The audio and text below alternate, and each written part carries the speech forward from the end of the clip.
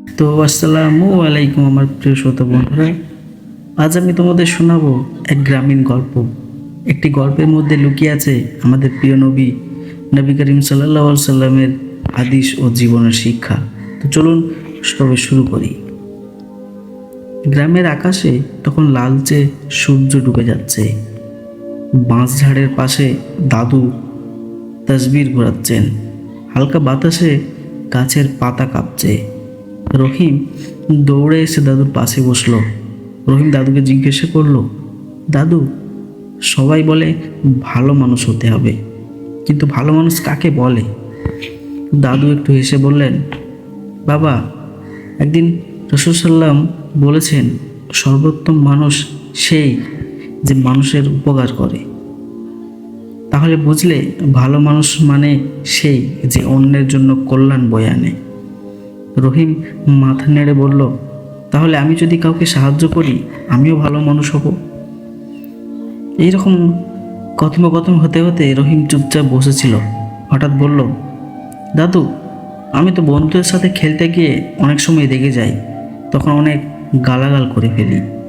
দাদু তার মাথায় হাত রেখে বললেন, আমাদের নবী করিম রাসূলুল্লাহ সাল্লাল্লাহু আলাইহি সাল্লাম বলেছেন, শক্তিশালী সে নয় যে কুস্তিতে জেতে, বরং শক্তিশালী সেই যে রাগের সময় নিজেকে সংযত করে রাখে। রহিম অবাক হয়ে বলল, তাহলে আসল বীর তো সেই যে নিজের রাগ সামলাতে পারে। দাদু হাসলেন এবং বললেন, ঠিক তাই বাবা। এমন সময় গ্রামের মসজিদ থেকে আজান ভেসে এলো।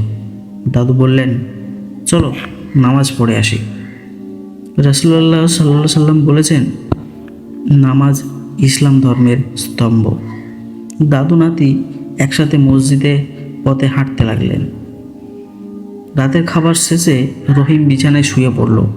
দাদু তখন কুরআনের কয়েকটা সূরা পড়ছিলেন। রহিম জিজ্ঞাসা করলো, দাদু, শোবার আগে এসব কেন পড়ো? দাদু শান্ত কণ্ঠে বললেন, রাসূলুল্লাহ সাল্লাল্লাহু আলাইহি সাল্লাম বলেছেন, যে ব্যক্তি প্রতি রাতে সূরা ইখলাস, সূরা ফালাক ও সূরা নাস পড়ে, আল্লাহ তাকে সারা রাত হেফাজত করেন। রহিম সেদিন থেকে শোবার আগে এই ছোট ছোট সূরাগুলো পড়ার অভ্যেস করে নিল। পরের দিন হাটে যাওয়ার পথে দাদু বললেন, বাবা, জীবনের সব কিছুর চেয়ে বড় হলো সততা। আমাদের রাসূলুল্লাহ সাল্লাল্লাহু আলাইহি সাল্লাম বলেছেন, সত্যবাদিকতা মানুষকে নেকির দিকে নিয়ে যায়, আর নেকি নেকি মানুষকে জান্নাতে নিয়ে যায়। রহিমের চোখে আনন্দ ঝিলিক খুলে উঠল একথা শুনে। সে বলল, দাদু, আমি কখনো মিথ্যা বলবো না। তো বন্ধুরা, আজকের গল্প আমরা শিখলাম, ভালো মানুষ হতে হলে অন্যের উপকার করতে হবে। আসল শক্তি হলো রাগ নিয়ন্ত্রণে রাখা। নামাজ ইসলামের ধর্মের স্তম্ভ। শোবার আগে সূরা পড়লে আল্লাহ হেফাজত করেন, আর সত্যবাদিকতা মানুষকে জান্নাতে নিয়ে যায়।